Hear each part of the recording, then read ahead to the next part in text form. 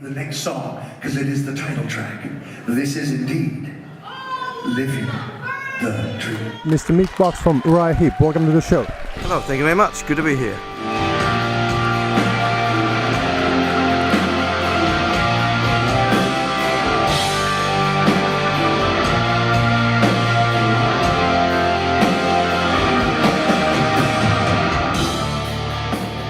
You did release your latest album, Living the Dream, this year earlier, and did you name the album after what you're doing? Maybe it's Living the Dream. I'd like to be given €1 for every time I ask that question, and I'll be a millionaire. Everyone leads with that same question.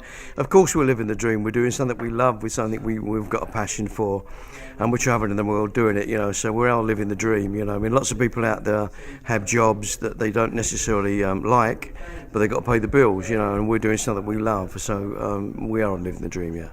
You actually had a new producer for the album, Jay Ruston. He's from the different kind of background what he's done before. Did he update your sound, or did he bring any new ideas for the songs? No, the good thing about Jay Ruston was that he's obviously produced a lot of diverse people, like Anthrax and Stone Sour. He's done some producing and mixing for Europe and Black Star Riders, Thin Lizzy, and people like that. And the important thing about Jay's work that I found was that he brought a freshness to their sound, but he kept. He still made them sound like the band they were. Their musical template never changed much, and I think that was important for his job with Heep, was to come along and retain what Uriah Heep's all about. Are there any plans to continue to work with him? I'd work with Jay in a heartbeat again. Yeah, I've already told him that. Yeah, so if we look for a new album, that he'll be the guy we'll call first. Yeah.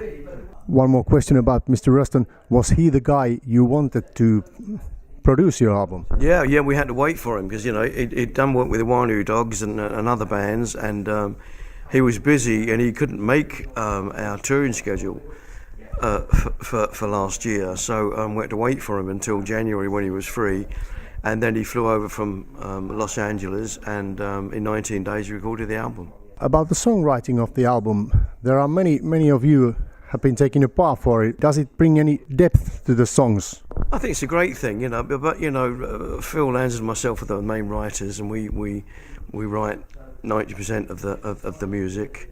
And then Dave Rimmer came along with a new song, Grace by Heaven, which was great, that he co-wrote with Jeff Scott Soto, who sings with Sons of Apollo. So that was another diversion. And I think on one song, I think Goodbye to Innocence, Bernie wrote one of the lyrics, but that's about it really. But most of it stems from Phil and myself. The reviews have been great. How about the fans? How the fans took this new album? Same thing. Yeah, they're loving it. They're thinking it's one of the best albums we've recorded. So, we're delighted with that. About picking the new songs for the Setlist on live situations, was it hard to pick up the new ones? Well, once you get into a rehearsal situation, it all becomes very, very natural. What ones work and what ones don't. What ones sound good live, what ones don't. So. We also very aware that a lot of people come to our concerts to hear a July Morning, a Lady in Black, or an Easy Living, and so we'll always do that, and then we'll add some new songs in. I think we've got 6 new songs in the set list, and they very nicely beside the classics, which is great. And then we revisited some older classic rock songs. So it's a good journey from our first album, Very Very Humble, right through to Living the Dream. How do you pick up the songs? Is it a band decision, or is it you, or who's going to decide what we're playing and what we're not? Well, generally it comes from me as the lead. I usually lead that side of things. I just make all the suggestions until everyone agrees. It's a good thing to do. So as long as all 5 of us agree, then that's the reason to do it.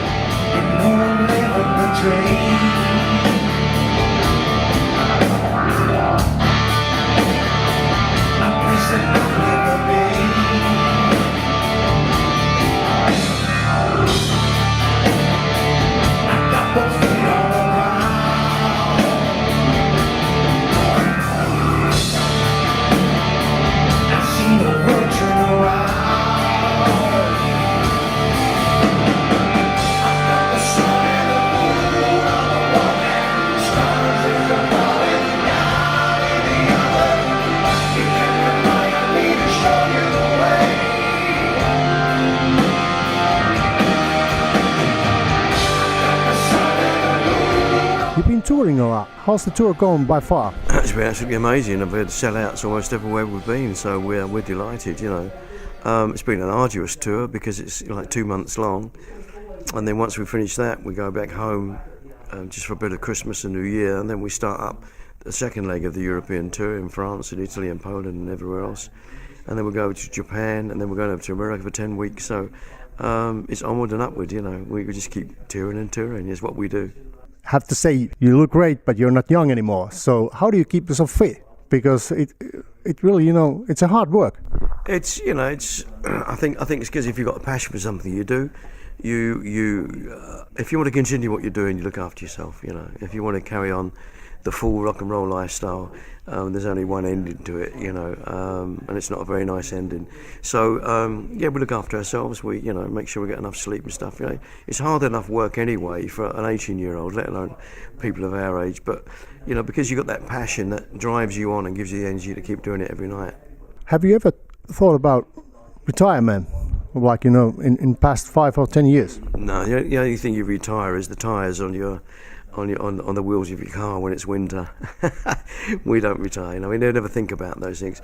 I think if you start putting blocks at the end of the road, then you're heading for trouble. You know, we're always forward thinking. We're always bringing out new music. We'll continually writing. We'll record another album, and we'll just keep doing what we love doing.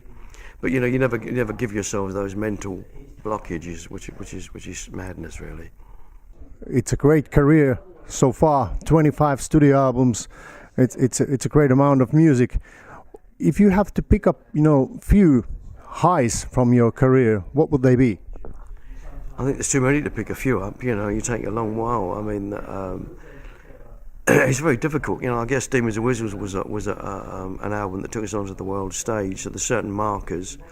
I mean, Abominog even had its impact in America, where we went top 40 and high rotation on MTV with their videos and stuff. So that was a high point.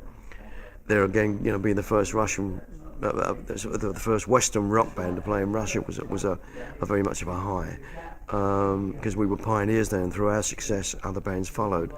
But generally, there's many highs. I mean, Living the Dreams are high, you know, because we're getting great responses from the media and the fans alike. We enjoy playing it; they enjoy listening to it. So that's a high, you know. So there's many highs, but I don't think you can get a better high than when somebody comes up to you at a concert and says, "Look, I saw you playing in whatever year it was, and you inspired me to pick up guitar. And now I've got my own band. I play guitar and want to thank you." And that's the biggest compliment you can ever get. Helsinki, make some noise!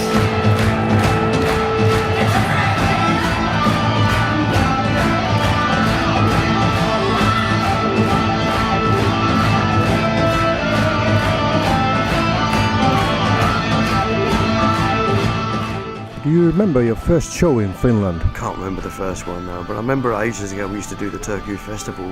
Used to be a regular one out by the beach there, so that was quite good. Yeah, it's just many years we've been coming here, so it's hard. They seem to gel into one, to be honest. What kind of music do you like to listen when you're day off or at home relaxing? Do you listen to music a lot? It's very difficult. Generally, I'm writing all the time, so I don't have time to listen to much music. I listen to a little bit in the background, or if somebody says, "Have you heard this?" I'll put it on and have a little listen. But generally, it's writing music is the only thing that interests me. I sit down and doodle on the guitar till the riff hits, or a cool sequence or something, and then start writing a song. You know, so I generally create something rather than listen to something else created by someone else. So you don't get a lot of influences from anywhere else. You do your own influences on the music. Yeah, I've never been into that at all. You know, I've never been a person that sat down and if you wanted me to sit down and play a load of songs at a party, I could never do that. It's not my thing. You know, I could play you what I wrote that morning, perhaps. You know, but certainly not. You know, I don't travel that route. Playing other people's music doesn't interest me at all. That's why I don't read music, because to read music, you're playing what other people have written, and I was always more interested in what I'd written. So. What's the band you'd like to see play live? I don't think it's a band. I think more it's a guitarist. I mean, Jeff Beck is my favourite guitarist, so seeing him play live any time is a thrill, because he does on guitar what most people dream of. Yeah, he's great.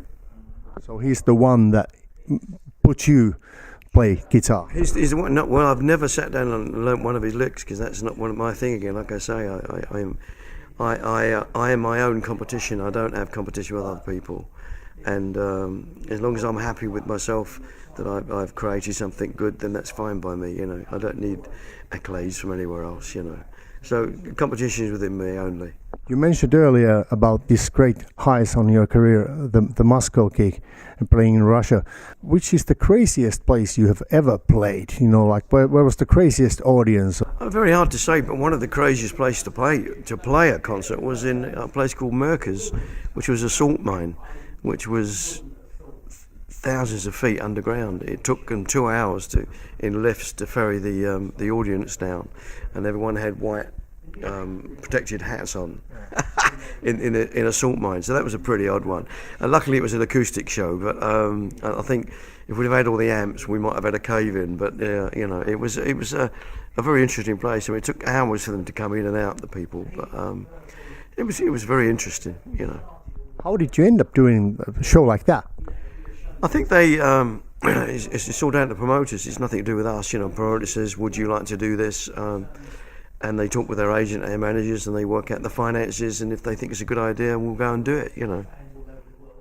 Well, there's definitely something to remember when you're sitting on your chair at your home and beside the fireplace. Certainly, when you're having dinner, you put salt on your dinner. You think slightly different about the salt. Yes. It's no longer just a bit of salt on your dinner there.